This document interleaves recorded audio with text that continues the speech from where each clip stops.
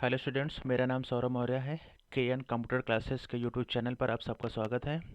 आज हम एचटीएमएल के अगले पार्ट्स में हेडिंग टैग्स और डीआईवी टैग के बारे में बात करेंगे। ठीक है, हेडिंग टैग्स और डीआईवी टैग के में चर्चा करेंगे। सबसे पहले हम हेडिंग टैग के बारे में जानते हैं। हेडिंग टैग्स क्या होती है? ठीक है, हेडिंग टैग्स में हम लोग कंटेंट जो हाईलाइट करते हैं, जो हेडिंग देते हैं ना, ठीक, उसमें उसको अलग अलग तरीके से लिख करके H1 टैग यूज करके हम लोग अलग अलग करते हैं। ठीक है, मैं आपको सीधे प्रैक्टिकली करके दिखाता हूँ हेडिंग टैग को हम लोग कैसे यूज करेंगे। ठीक है, सबसे पहले आप अपने सिस्टम में, लैपटॉप पर, ठीक है, सबलाइम सॉफ्टवेयर ओपन कर लीजिएगा। एक पेज बना के सेव कर लेना ब्राउजर पर। ठीक है, अब चलो ठीक है, इसमें देखते हैं हम लोग। आते हैं, लिखते हैं बेसिक स्ट्रक्चर। पहले HTML लिखेंगे यहाँ पे। ये बेसिक स्ट्रक्चर आपका हो गया। ठीक, अब इसमें हम लोग हेडिंग टैग और डीआईवी टैग के बारे में बात करते हैं। ठीक है, पहले आप लिखते हैं HEAD, हेडिंग।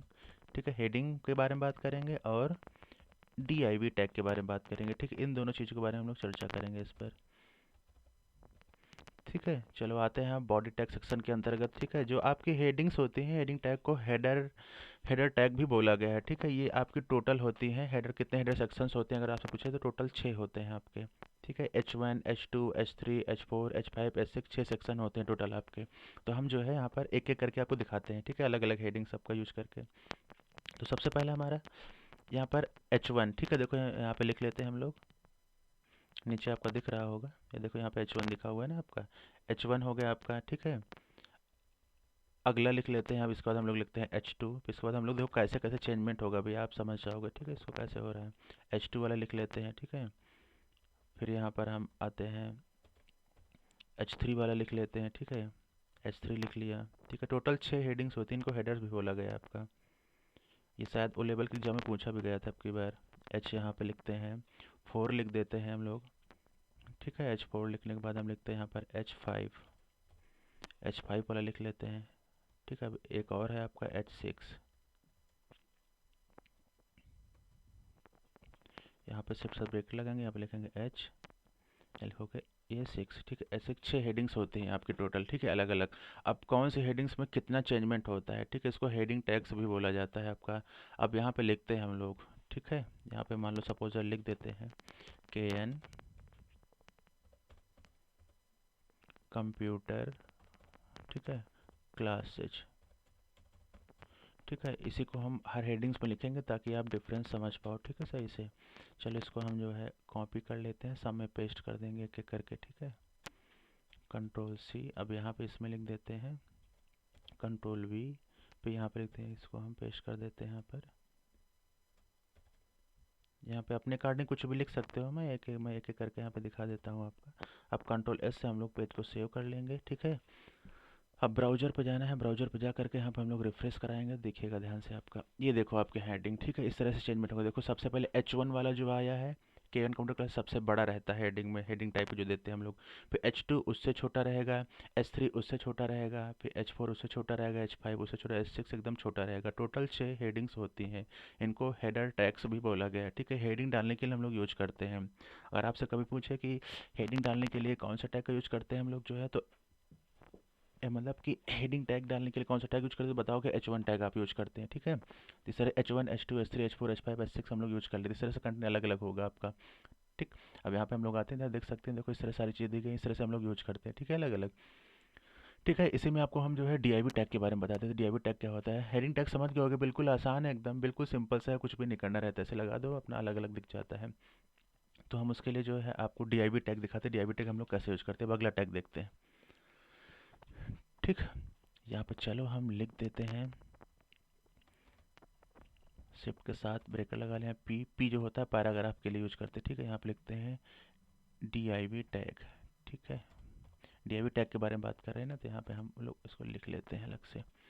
अब आते हैं यहाँ पे हम लोग बात करेंगे डीआईवी टैग। देखो लिखते कैसे हम लोग, देखो डीआईवी टैग आपका जो होता है ना, कोई पर्टिकुलर कंटेंट्स लिखते हैं, उसको अलग से हाईलाइट करना हो आपको, अगर अलग तरीके से एकदम हाईलाइट, उसके बैकग्राउंड में कलर देकर चेंजमेंट कर देना हो, तो वो हम लोग वहाँ पर जो है डीआईवी टैग का यूज करते हैं। इसको हम लोग सीएसएस में भी यूज करते हैं, जावास्क्रिप्ट में भी यूज किया जाता है, अदर लैंग्वेजों में यूज करते हैं। सीएसएस में हम लोग ज़्यादा यूज करेंगे, वहाँ पर सेलेक्टर्स में यूज करेंगे। पर्टिकुलर कोई भी चीज़ उसको अलग से डिफाइन करना हो, अलग से डिजाइन करना हो, अलग से कोई कलर देना हो, तो वहाँ पर हम लोग उसको डीआईवी टैग यूज करते हैं। फिलहाल मैं यहाँ पे थोड़ा सा आपको बताता हूँ देखो कैसे करते हैं। यहाँ पे लिखोगे डीआईवी। ठीक है, डीआईवी लिखना है आपको। डीआईवी लिखेंगे, यहाँ पे इंटर कर लीजिएगा। यहाँ पे हम लिख देते हैं, मान लो KN कंप्यूटर, ठीक है। कंप्यूटर, अभी देखो ये चीज़ हमारा लिखा हुआ, इसको हम लोग सेव कर देते हैं। देखिएगा, अब ध्यान से देखना, यही वाला देखना, DIV टैग वाला आप देखिएगा उस पर, ठीक है। हेडिंग वाला सब आपको हो चुका है। तो हम लोग इसको जब करेंगे तो यहाँ पे देखो नीचे आपका लिख के दिख रहा है। आपको चीज़ें देखो दिख नहीं पा रही हैं, देखो यहाँ पे स्क्रॉल करके नीचे दिखाता हूँ। ये देखो आपको लिखा हुआ KN कंप्यूटर क्लासेस नीचे दिख रहा है ना आपका, DIV टैग देखो ये नीचे लिखा है। अब इसी को हमको चेंज करना है, देखो कैसे हम लोग चेंज करते हैं इसको, ठीक है। अब यहाँ पे हम लोग DIV लगाए तो हम लोग यहाँ पे लिखते हैं कैसे, देखिएगा ध्यान से। यहाँ पे लिखेंगे DIV स्टाइल, ठीक है, स्टाइल लिखेंगे। उसके बाद अंदर ब्रैकेट में नोट काम है, हम लिखेंगे बैकग्राउंड कलर, इसमें कलर वगैरह देते हैं हम लोग। यहाँ पे देखिएगा कहीं पर ऑप्शन आ जाएगा, देखो बैकग्राउंड कलर का, ये देखो नीचे आपका आ गया है, ठीक है, बैकग्राउंड कलर, ठीक।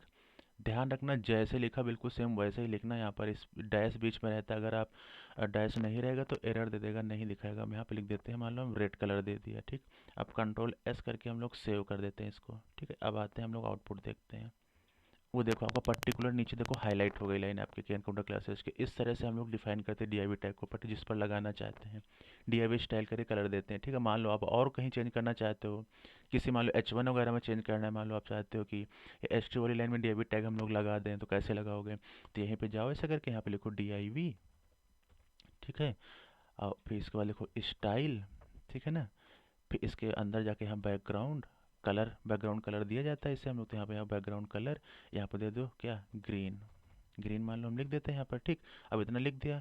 अब यहाँ पे H2 लगा दिया, तो H2 में लगा रहे हैं हम लोग। यहाँ पे जा करके आप DIV टैग क्लोज कर दे, तो स्लैश लगाओगे ना तो यहाँ पे DIV टैग ले जाता है। अब इसको Ctrl+S कर दीजिए, सेव कर दीजिए यहाँ पर ना। फिर जाके आउटपुट देखिएगा हम लोग, एयरपेस का ना, ये देखो आपको पर्टिकुलर नीचे हाईलाइट हो जाएगा, चेक करिए कंप्यूटर क्लासेस में। देखो इस तरह से हम लोग कहीं भी कंटेंट पे लगा सकते हैं, कुछ भी लिखा हो उसके आगे पीछे आप लगा दीजिए DIV टैग, बैकग्राउंड कलर वगैरह दे दीजिए, तो अलग से हाईलाइट हो जाता है आपका, ठीक है। हाईलाइट करने के लिए इसको हम लोग यूज़ करते हैं, ठीक है। मान लो आप और किसी में लगाना चाहते हो, और कोई कलर से और कहीं लगाना, तो आप यहाँ पे देखो DIV टैग ऐसे यूज कर लो। मान लो H4 में लगाते हैं, यहाँ पे लिखते हैं DIV, ठीक है। यहाँ पे लिखोगे स्टाइल, ठीक है। अब यहाँ पे हम कलर देते हैं BAC बैकग्राउंड, ठीक है, कलर। यहाँ पे देखो नीचे लिखा कलर। अब यहाँ पे लिख देते हैं हम, कौन सा कलर दे दें, पिंक दे देते हैं, ठीक है। यहाँ पे पिंक दे दिया।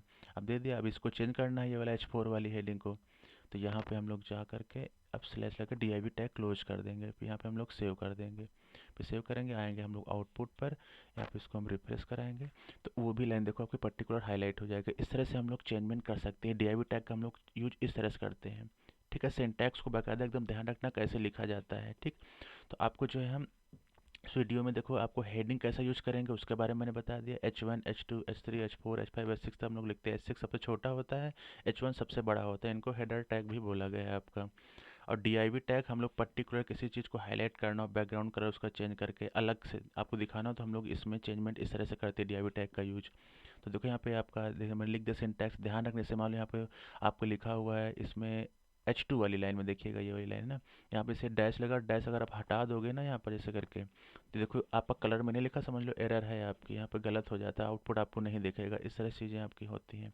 इस तरह से हम लोग हेडिंग टैग और DIV टैग का यूज़ कर सकते हैं, ठीक है। बस हेडिंग टैग DIV टैग में बस इतना ही, आप कहीं भी लगा कर यूज कर लो, सब बिल्कुल एकदम बेहतरीन दिखेगा, एकदम अच्छा अच्छा, ठीक है।